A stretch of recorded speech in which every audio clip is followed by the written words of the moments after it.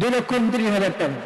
এটা খুব নিজে খুব নিয়ে নেবেন রূপার দাম হিসাবে, মোটামুটি এরকম 2,29,000 টাকা এই পরিমাণ ক্যাশ টাকা তার কাছে আছে। কারণ তার কাছে কিছু স্বর্ণ আছে, কিছু রূপাও আছে। তো এখন স্বর্ণ 7.5 ভরি স্বর্ণ তো আমার কাছে নেই, মাত্র 2 ভরি আছে, এই কথা বলবেন না। এখন যে 3 ভরি টাকা 1 ভরি টাকা ওটার দাম কত ওটা দেখেন। এই পুরোটা ওই 2,39,000 টাকার সাথে কি করেন, যোগ করেন। ব্যবসায়ের জন্য যা আছে সবগুলোর দাম ধরে সব যোগ করে 8% টাকা যাবে করে। এগুলো মশলা জানতে হয় ওরা আমার কাছে। সংক্ষিপ্ত বয়ানে তো সব মশলা বলা যায় না। সব প্রত্যেকটা সম্পদের উপরে আলাদা আলাদা বছর অতিক্রান্ত হতে হবে তা না কিন্তু।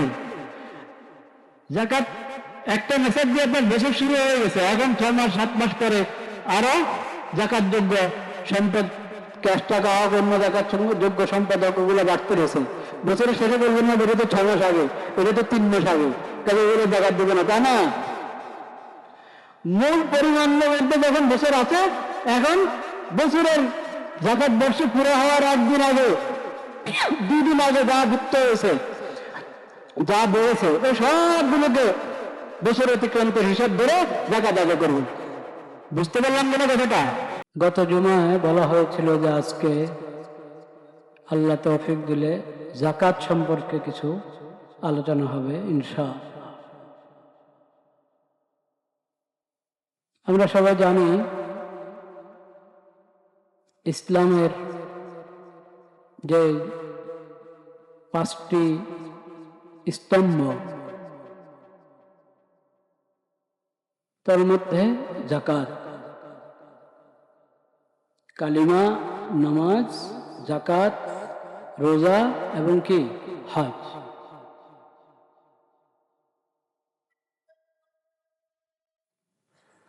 সালাত যেমন ঈমানের দলিল, ইসলামের প্রতীক, জাকাতও মুমিনের ব্যক্তির ঈমানের দলিল এবং ইসলামের প্রতীক। সালাত যেমন বিশেষ ইবাদত, জাকাতও এমন বিশেষ ইবাদত। সালাত যেমন ফরজ, জাকাতও ফরজ। সালাত প্রতিদিন 5 ওয়াক্ত ফরজ, আর জাকাত হলো বছরে একবার। জাকাত বর্ষ যখন শুরু হলো, মানে বিশেষ পরিমাণ জাকাতযোগ্য সম্পদ, এটাকে বলা হয় নিসাব। নিসাব বলতে বিশেষ একটা পরিমাণ, যে সম্পদের যে পরিমাণের উপর শরীয়ত জাকাত ফরজ করেছে ওটার নামে কি নিসাব, ওই পরিমাণের নাম হলো নিসাব। নিসাব সর্বপ্রথম একজন ব্যক্তির কাছে যখন নিসাব পরিমাণ অর্থ জমা হলো, তখনই তার জাকাত বর্ষ শুরু হয়ে গেল, মানে বছরটা শুরু হলো। 1 বছর অতিক্রম হলে এখন জাকাত আদায় করবে।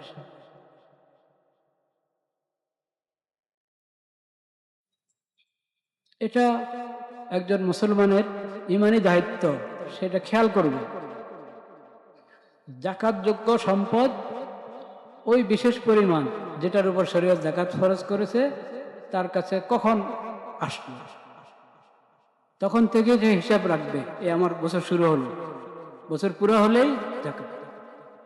প্রতি বছর যখন জাকাত অর্থ জাকাত বর্ষ পুরো হবে, তখন জাকাতযোগ্য যত সামান তার কাছে আছে, যত সম্পদ তার কাছে আছে, সব হিসাব বের করে ওটার 8% জাকাত আদায় করবে। সংক্ষেপে সহজ কথা। এই জাকাত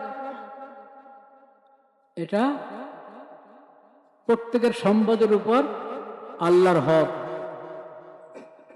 অসহায় গরিব মিসকিনদের হক।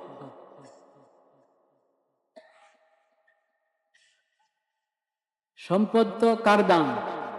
আল্লাহর দান। আল্লাহর দান। আল্লাহ যদি এখান থেকে কিছু খরচ করতে বলেন, তো খরচ করতে বলার অধিকার আছে না আল্লাহ তাআলা? আছে। কিন্তু সেটা কি আল্লাহ নিজের জন্য খরচ করতে বলেন?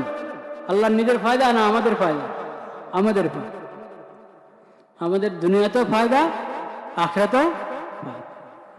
দুনিয়াতে ফায়দা হলো সমাজের অর্থনীতিটা একটা ভারসাম্য রূপ ধারণ করে।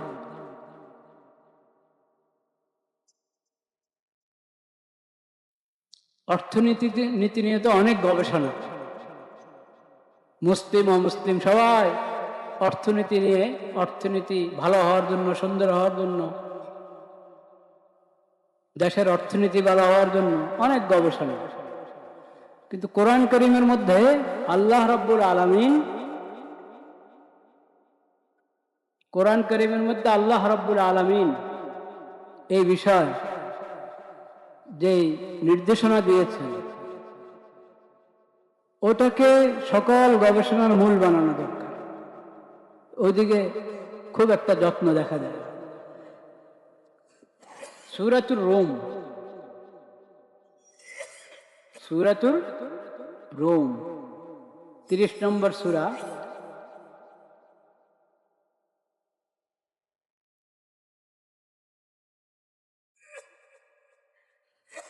লা ইলাহা ইল্লাল্লাহ। 30 নম্বর সূরার 39 নম্বর আয়াত। সূরা নম্বর কত? 30, আয়াত নম্বর 39। ওয়ামা আতাইতুম মির রিবাল লিয়ারবুয়া ফি আমওয়ালিন নাস ফালা ইয়ারবু ইনদাল্লাহ ওয়ামা আতাইতুম মিন যাকাতিন তুরিদুনা ওয়াজহাল্লাহ ফাউলাইকা হুমুল মুযইফুন। আল্লাহ তাআলা বলছেন, অর্থ বাড়ানোর জন্য তোমরা সুদের রাস্তা অবলম্বন করো। সুদের দ্বারা তো বাড়ে না, সুদের দ্বারা বাড়ে না। আল্লাহর রাস্তায় আল্লাহকে খুশি করার জন্য যে যাকাত প্রদান করবে তোমরা, যাকাতের দ্বারা সম্পদ বাড়ে। যাকাতের দ্বারা সম্পদ কি বাড়ে, আর সুদের দ্বারা কি বাড়ে না, নষ্ট হয়, সম্পদের বরকত নষ্ট হয়। ওহীর তো দরকার এই জন্য, ওহীর প্রয়োজন তো এই জন্য হাকিকতটা যাতে আমরা বুঝতে পারি। নতুবা চোখের দেখাতে যত সুদ নিতে পারো তত বাড়বে, যে সুদ নিচ্ছে তার তো বাড়ছেই, আর যে সুদ দিচ্ছে সে সুদ দিয়ে ঋণ নিতেছে, সে ঋণ দিয়ে কোনো না কোনো কাজ করছে, ব্যবসা করতেছে, বাড়তেছে। তো যে সুদ নিচ্ছে তারও বাড়ে, যে সুদ দিচ্ছে তারও বাড়ে। এটা কিসের বিচার? এই চোখের বিচার, চর্ম চোখের বিচার। হাকিকত, হাকিকত হলো সুদের দ্বারা সব নষ্ট হয়, বরবাদ হয়। বাড়ে কিসের দ্বারা? যাকাতের দ্বারা। যাকাত আদায় করো তাহলে বাড়বে। এটার নাম ঈমান। আমি বুঝতে পারছি না, যাকাত দিলে তো কমে। এত টাকা ছিল, হ্যাঁ 100 টাকা ছিল, 2.5 টাকা যাকাত দিয়েছে। 1000 টাকা ছিল, 25 টাকা যাকাত দিয়েছে, তো কমবে না? দেখা যাচ্ছে কি কমলো, সুদে বাড়ে। করজ দিয়েছে, ঋণ দিয়েছে সুদ ভিত্তিক, 1000 টাকা ঋণ দিয়েছিল, 50 টাকা, 100 টাকা, 200 টাকা সুদ। সুদ তো যার যার মতো করে। পাওয়ার সময় সে 1000 টাকা জায়গায় 1200 পেয়েছে, 10,000 জায়গায় 12,000, 13,000 পেয়েছে, বাড়লো।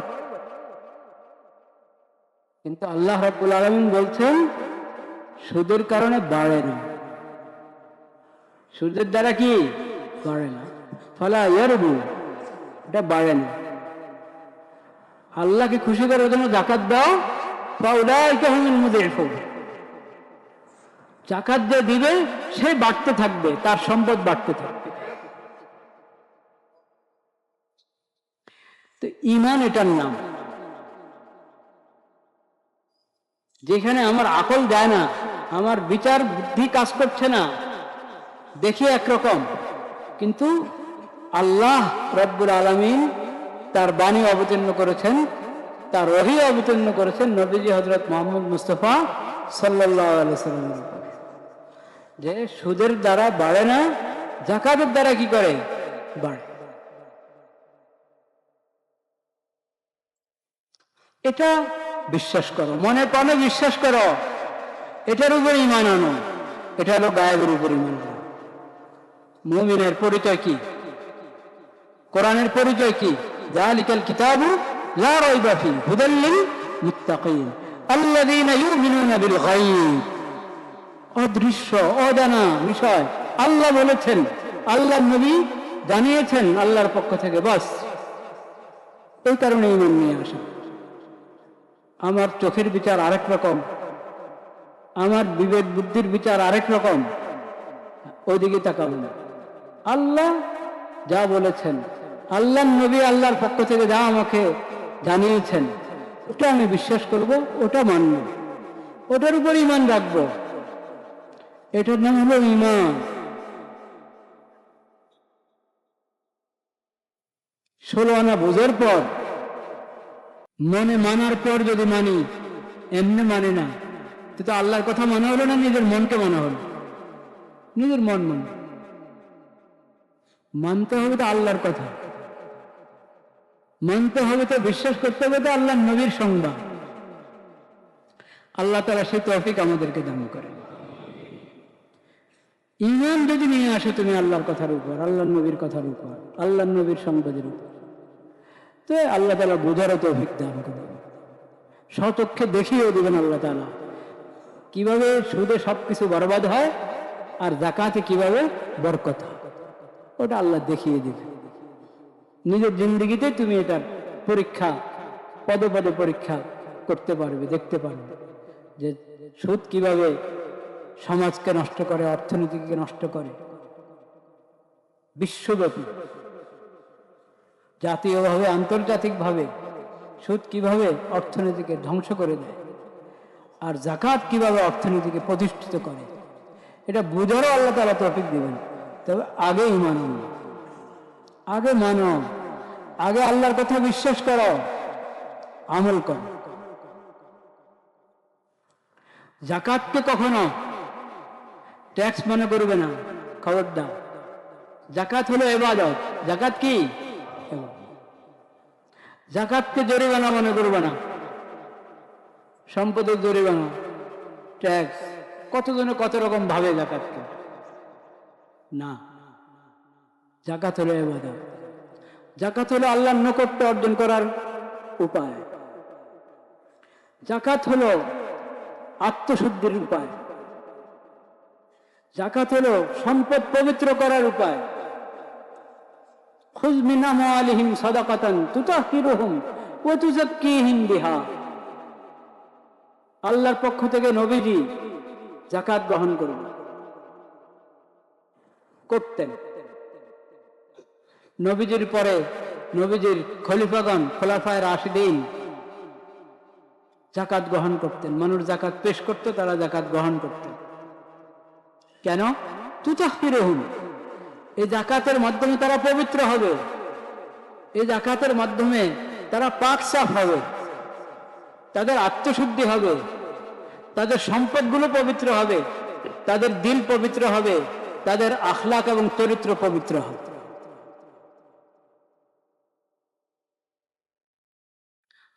আল্লাহ রসুলের দোয়া পাবে। রসুল সাল্লাল্লাহু আলাইহি ওয়াসাল্লাম সর্বশেষ নবী, আখিরি নবী, বিশ্ব নবী, শ্রেষ্ঠ নবী হযরত মুহাম্মদ মুস্তাফা সাল্লাল্লাহু আলাইহি ওয়াসাল্লাম, তিনি ইন্তেকাল করেছেন, দুনিয়া থেকে গিয়েছেন, কিন্তু তার রেখে যাওয়া শরীয়ত কিয়ামত পর্যন্ত আছে, তার রেখে যাওয়া হেদায়েতের কিতাব কোরআন কারীম কিয়ামত পর্যন্ত আছে, তার সিরাত, তার হাদিস এবং সুন্নাত কিয়ামত পর্যন্ত আছে। এই সুন্নতের অনুসরণ, তার শরীয়তের আনুগত্য, এটা কিয়ামত পর্যন্ত চলতে থাকবে।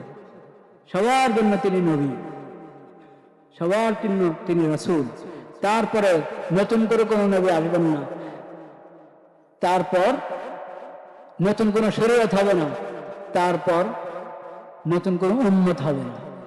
এই আখিরি নবী, সর্বশেষ নবীর উম্মত কিয়ামত পর্যন্ত চলতে থাকে। সবার জন্য এই শরীয়ত আছে। কাজেই যে যাকাত আদায় করবে, যেই যাকাত আদায় করবে, সেই নবী করিম সাল্লাল্লাহু আলাইহি ওয়াসাল্লাম না থাকুক, কিন্তু নবী সাল্লাল্লাহু আলাইহি ওয়াসাল্লাম এই সুন্নাত জারি করে গিয়েছেন, তার জন্য দোয়া করা হবে। যাকাত যে আদায় করলো তার জন্য কি করা হবে? দোয়া করা হবে। এই দোয়া তার জন্য রহমতের কারণ হবে, এই দোয়া তার জন্য পবিত্রতার কারণ হবে। বলুন সুবহানাল্লাহ। ওয়াসাল্লি আলাইহিম ইন্না সালাতাকা সাকানুল লাহুম। এই দোয়ার দ্বারায় সে প্রশান্তি, আত্মার প্রশান্তি, অন্তরের প্রশান্তি লাভ করবে। এই দোয়ার দ্বারায় সে তার আমল, আখলাক, চিন্তা চেতনা সবকিছুর মধ্যে পবিত্রতা উপলব্ধি করবে।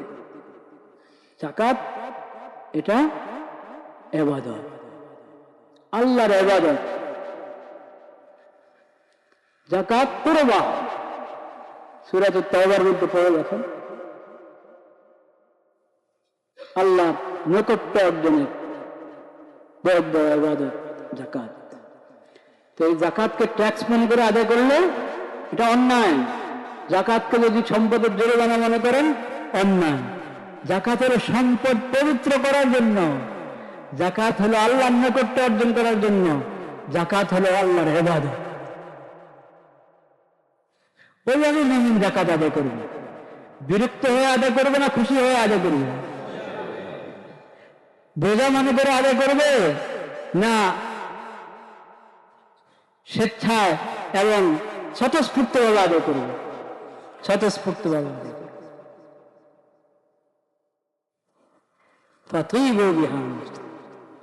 স্বতঃস্ফূর্তভাবে আদায় করবে। এবং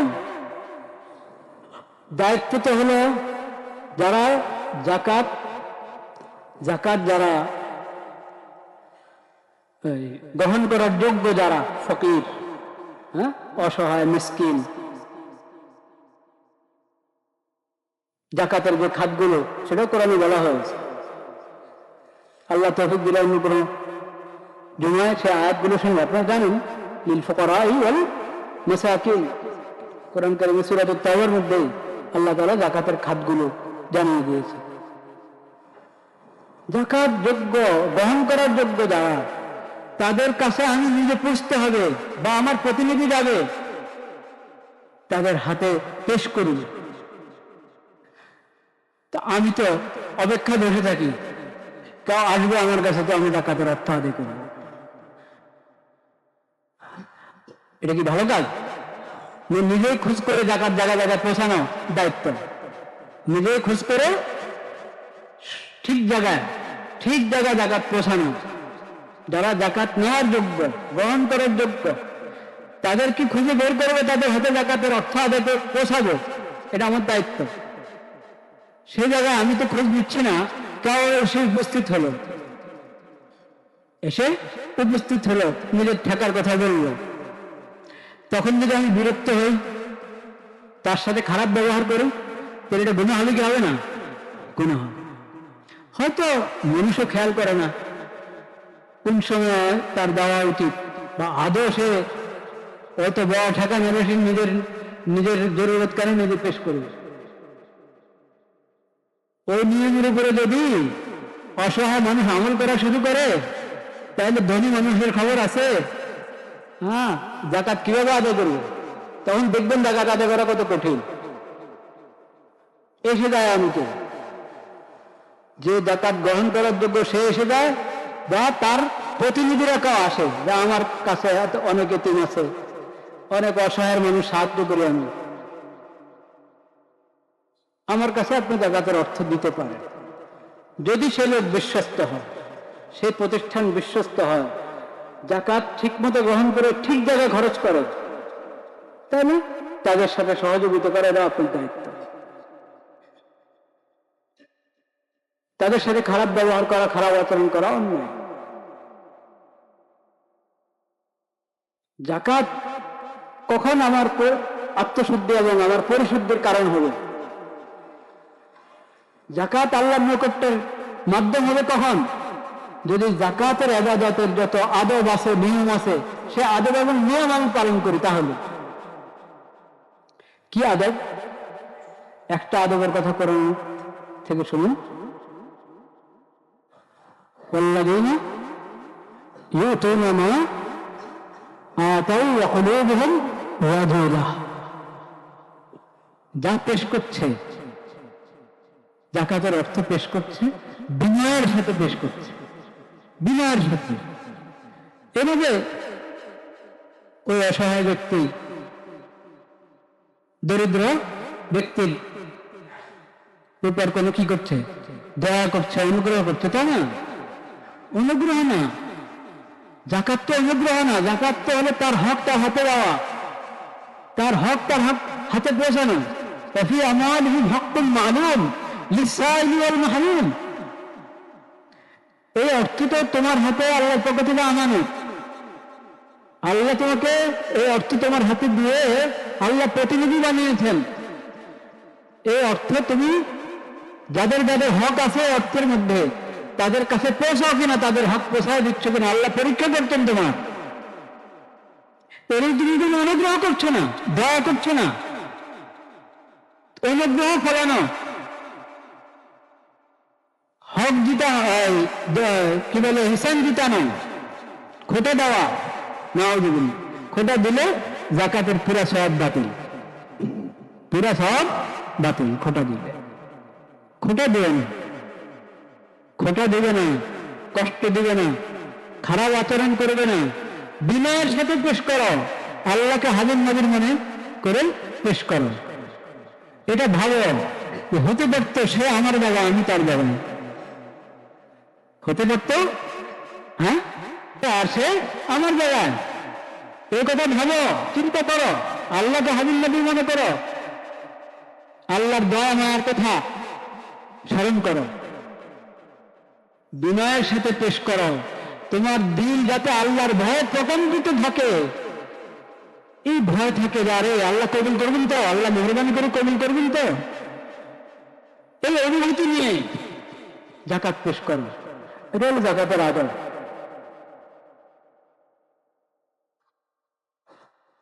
ধনীদেরকে যে মানুষ নাম দিয়েছে দয়ালোক, ধনীদেরকে কি বলে?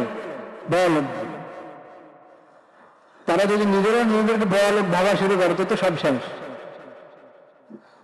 ধনী হওয়া এক কথা, দয়ালোক হওয়া আরেক কথা। দয়ালোক হওয়া অনেক কঠিন, ধনী হওয়া সহজ, দয়ালোক হওয়া কি কঠিন। দয়া হতে হলে বিনয়ী হতে হবে, দয়া হতে হলে বিনয়ী হতে হবে। নবী করিম সাল্লাল্লাহু আলাইহি সাল্লাম যে হাদিসে বলেছেন যাকাতে অর্থ কমে না, সম্পদ কি কমে না, হ্যাঁ, উল্টো মনে হয়। কিন্তু যদি মনে করেন এটা উল্টা, তাহলে মনে থাকবে না। উল্টা মনে হচ্ছে আপনার কাছে, উল্টা মনে হতে পারে, কিন্তু আপনি যদি মনে করেন যে এটা কি মনে হচ্ছে আপনার কাছে, এই জন্য আপনার এটাই বলেন যে না, অর্থ তো কি কম। ইমান হাদিসের উপরে হলো না, ইমান হলো আপনার মনে হওয়ার উপর। তাহলে তো ইমান নরবর হয়ে গেল। যে হাদিসে নবী করিম সাল্লাল্লাহু আলাইহি ওয়াসাল্লাম বলেছেন যাকাতের, শুধু যাকাত না, যে কোনো সাদাকার কথাই বলেছেন, যাকাত তো বটেই, অর্থ কম। সেই হাদিসের মধ্যে বলেছে বিনয়ের দ্বারা ব্যক্তির মর্যাদা বাড়ে, কমে না। বিনয়ের দ্বারা মর্যাদা কি বাড়ে, একই হাদিসে দেনা কথা। তো সম্পদ বাড়াতে দাও, যাকাত আদায় করো, দান সৎকার করো, বিশেষ করে যাকাত। যাকাত সাধারণ দান সৎকার না, যথাযথ হিসেব রাখতে হয় সম্পদের। যাকাত যোগ্য যত সম্পদ আছে, যাকাত যোগ্য সম্পদ কি কি? স্বর্ণ, রূপা, ক্যাশ টাকা, এবং ব্যবসায়ী পণ্য, এসব জায়গার যোগ্য। আর সাধারণ যে পশুগুলি চড়ে চড়ে খায়, মানে আপনি নিজে ওই পশুগুলোকে ঘাস কিনে খাওয়াতে হয় না, হ্যাঁ, তাদের পশুর খাবার নিজে সংগ্রহ করে খাওয়াতে হয় না। বছরের অধিকাংশ সময় তারা চড়ে চড়ে নিজে আর খায়। এরকম ছাগল, গরু, মহিষ, যে দেশের আছে, ওগুলো বিশেষ পরিমাণ হলে জাকাত আছে ওটার উপর।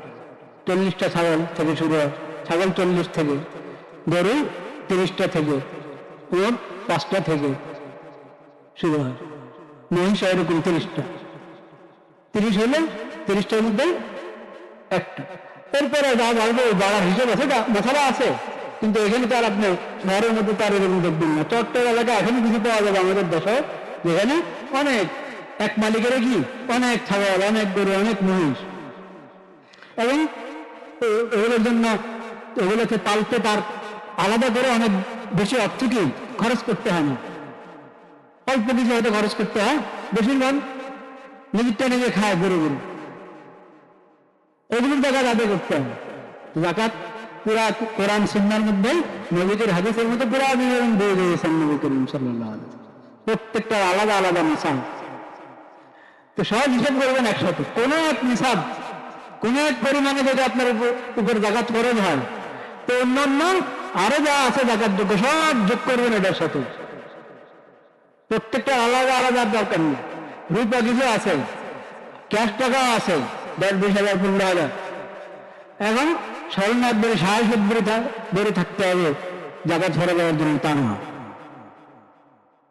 সাধারণতরা পরিমাণ যখন অর্থ, যেমন বর্তমান বাজারে মোটামুটি 2 লক্ষ, হ্যাঁ 2,29,000 টাকা, এটা খুব নিজে খুব নিয়ে নেবেন রূপার দাম হিসাবে, মোটামুটি এরকম 2,29,000 টাকা এই পরিমাণ ক্যাশ টাকা তার কাছে আছে। এখন তার কাছে কিছু স্বর্ণ আছে, কিছু রূপাও আছে। তো এখন স্বর্ণ 7.5 ভরি স্বর্ণ তো আমার কাছে নেই, মাত্র 2 ভরি আছে, এই কথা বলবেন না। এখন যে 3 ভরি থাকে, 1 ভরি থাকে, ওটার দাম কত ওটা দেখেন। এই পুরোটা এই 2,39,000 টাকার সাথে কি করেন, যোগ করেন। ব্যবসায়ের জন্য যা আছে সবগুলোর দাম ধরে সব যোগ করে 8% টাকা যাবে করে। এগুলো মশলা জানতে হয় ওলামায়ে কেরামের কাছে।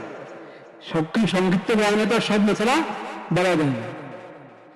সব প্রতিটা সম্পত্তির উপরে আলাদা আলাদা বছর অতিক্রান্ত হতে হবে তা না, কিন্তু জাকাত একটা মেসেজ দিয়ে আপনার বছর শুরু হয়ে গেছে, এখন 6 মাস 7 মাস পরে আরো জাকাত যোগ্য সম্পদ, ক্যাশ টাকা হোক, অন্য জাকাত যোগ্য সম্পদ হোক, ওগুলো বাড়তে রয়েছে। বছরের শেষে বলবেন না বেরো তো 6 মাস আগে, এটা তো 3 মাস আগে, তবে ওগুলো জাকাত দেবে না, তা না।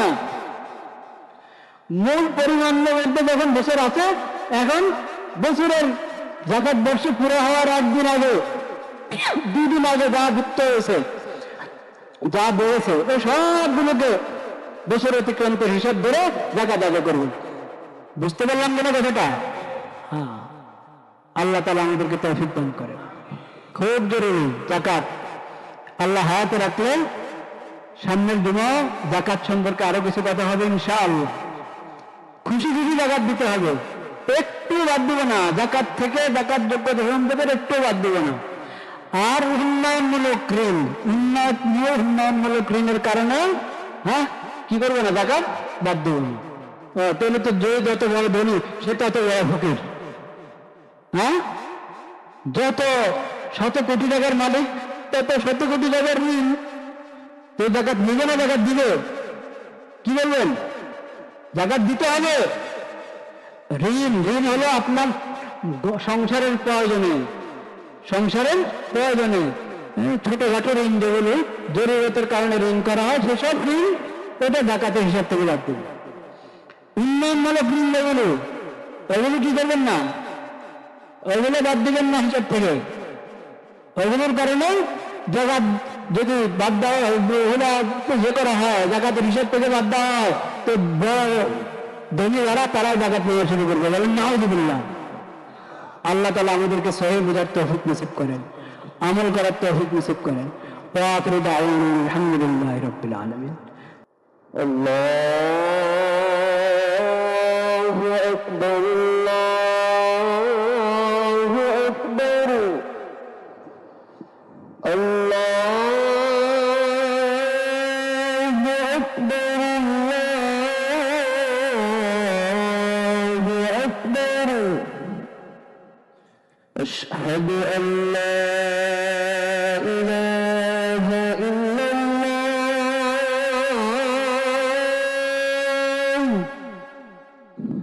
আশহাদু আন লা ইলাহা ইল্লাল্লাহ,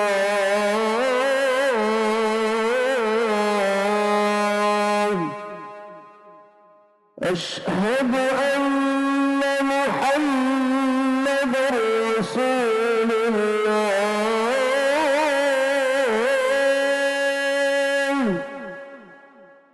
আশহাদু আন্না মুহাম্মাদার রাসূলুল্লাহ।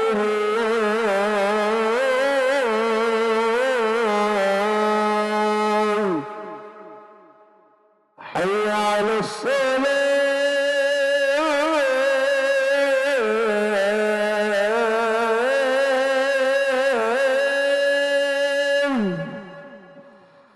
حي على الصلاة،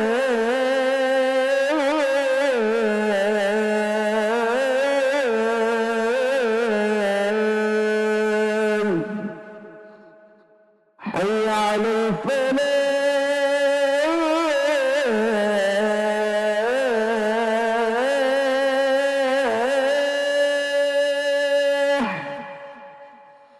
حي على الفلاح.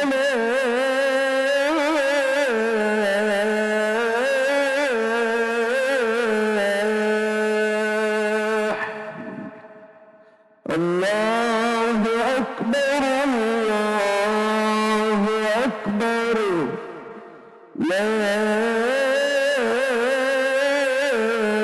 إله إلا الله. الحمد لله نحمده ونستعينه ونستغفره ونؤمن به ونتوكل عليه ونعوذ بالله من شرور أنفسنا ومن سيئات أعمالنا. من يهده الله فلا مضل له ومن يضلل فلا هادي له. وأشهد أن لا إله إلا الله وحده لا شريك له وأشهد أن محمدا عبده ورسوله. أما بعد فأعوذ بالله من الشيطان الرجيم. بسم الله الرحمن الرحيم. يا أيها الذين آمنوا اتقوا الله حق تقاته ولا تموتن إلا وأنتم مسلمون.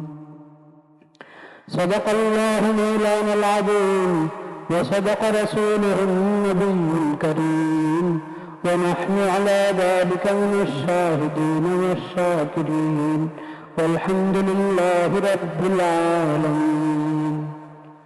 عباد الله، إن الزكاة ثاني أركان الإسلام بعد الصلاة. الزكاة شعار عظيم، شعيرة عظيمة من شعائر الإسلام. الزكاة أمارة الإيمان وشعيرة الإسلام. الزكاة عبادة عظيمة. الزكاة قربان لله سبحانه وتعالى. الزكاة صلوات الرسول صلى الله عليه وعلى آله وسلم. فيا عباد الله، أدوا زكاة أموالكم، أدوا زكاة أموالكم قربة إلى الله سبحانه وتعالى. ابتغاء رضوان الله تعالى. ولكل طيب نفس ولا تعدوا ولا تعدوا يا عباد الله الزكاة غراما ولا تعدوه جزية والعياذ بالله سبحانه وتعالى.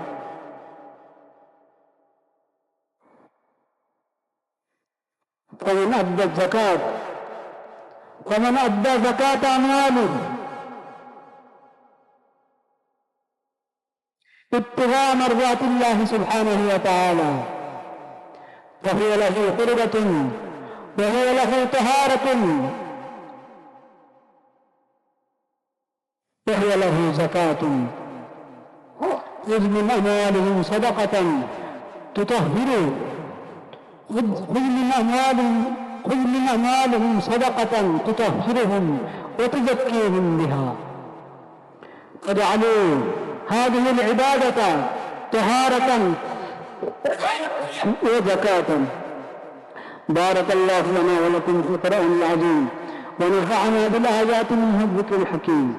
أقول قولي هذا وأستغفر الله لي ولكم ولسائر المسلمين فاستغفروه إنه هو الغفور الرحيم. الحمد لله وحده والصلاة والسلام على من لا نبي بعده وأشهد أن لا إله إلا الله وحده لا شريك له وأشهد أن محمدا عبده ورسوله. أعوذ بالله من الشيطان الرجيم. إن الله وملائكته يصلون على النبي يا أيها الذين آمنوا صلوا عليه وسلموا تسليما. اللهم صل على محمد عبدك ورسولك. اللهم صل على محمد عبدك ورسولك وصل على المؤمنين والمؤمنات والمسلمين والمسلمات. قال النبي صلى الله عليه وسلم خير الناس قرني ثم الذين يلونهم ثم الذين يلونهم. عباد الله رحمكم الله اذكروا الله ذكرا كثيرا وسبحوه بكرة وأصيلا وأقيموا الصلاة إن الصلاة تنهى عن الفحشاء والمنكر.